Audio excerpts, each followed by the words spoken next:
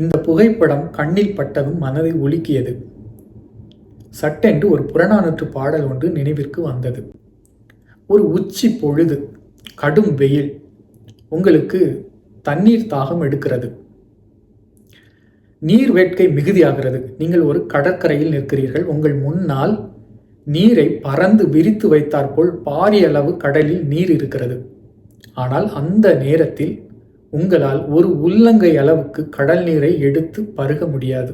ஒரு சிறு குட்டை, அந்த குட்டையில் சிறு அளவு நீர் இருக்கிறது. அந்த நீரை உண்பதற்காக வந்த ஆடும் மாடும் அந்த நீரை கலக்கி சேறுபட்டு இருக்கிறது. பெருத்த கடல் நீரை உங்களால் உண்ண இயலாது. ஆனால் இந்த சிறு குட்டையில் ஆடும் மாடும் கலக்கிய சேறுபட்ட அந்த நீரை உங்களால் உண்ணக்கூடும் என்பது போன்று அந்த தொடர். அதை உங்களுக்காக படிக்கின்றேன். தென்னீர் பரப்பின் எமிழ்திரை பெருங்கடல் உண்ணார் ஆகுப நீர் வேட்டோரே ஆவும் மாவும் சென்று உனக்கலங்கி சேரொடு பட்ட சிறு மைத்து ஆயினும் உன்னீர். எப்படிப்பட்ட நீர் இருக்கு?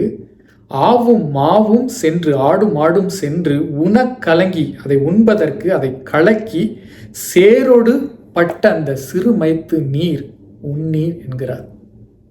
இந்த காட்சி அந்த புறநானூற்று பாடலோடு ஒத்து வருகிறது.